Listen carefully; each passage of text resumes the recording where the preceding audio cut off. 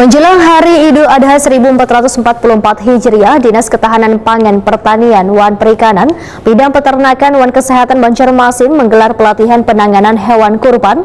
Pelatihan yang melibatkan sekitar 45 panitia kurban yang bertugas sebagai penjaga sapi ini berlangsung di Aula Kantor DKP 3 Banjarmasin, Jalan Banua Anyar, Banjarmasin Timur, Tegal hari Rabu 21 Juni 2023.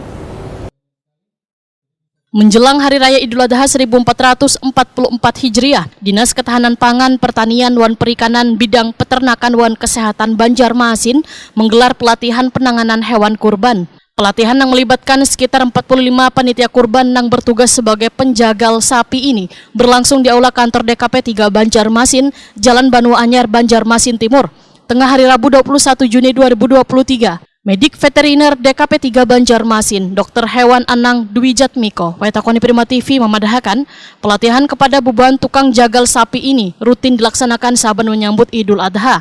Kada hanya melibatkan beban petugas pemotongan di RPH Basiri, namun juga tukang potong hewan di masjid maupun di perkampungan. Menurut Anang Dwi Jatmiko, melalui pelatihan ini, maka tukang potong hewan maupun panitia kurban akan mengetahui tata cara memotong hewan yang benar. Jadi hari ini Rabu 21 Juni 2023, Dinas Ketahanan Pangan, Pertanian, Perikanan Kota Banjarmasin, khususnya bidang peternakan dan kesehatan hewan, menyelenggarakan pelatihan pemotongan hewan kurban, ya, penanganan hewan kurban tahun 2023. Jadi itu tadi materinya mulai dari secara syariat, secara Islam, dari narasumber dari MUI Provinsi Kalimantan Selatan. Terus yang kedua adalah dari Dinas Peternakan dan Perkebunan Provinsi Kalimantan Selatan juga terkait masalah penyakit, terus penanganan daging kurbannya dan tentang kesehatannya.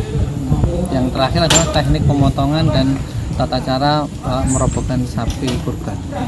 Jadi sangat penting ya, kita harapkan adanya perubahan setiap tahun itu, teknik pemotongannya tidak asal-asalan, jadi memang tekniknya ada khusus, jadi bisa dipelajari dan diterapkan saat pemotongan hewan kurban, jadi sapi atau hewan kurban tidak mengalami kesakitan.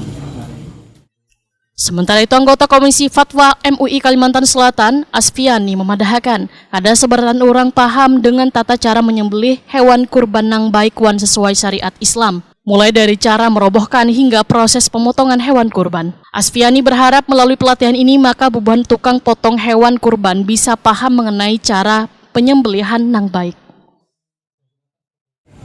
Di masyarakat tentunya masih banyak lah yang harus dievaluasi, baik itu dalam sisi tata cara merobohkannya dan pembagiannya dan sebagainya.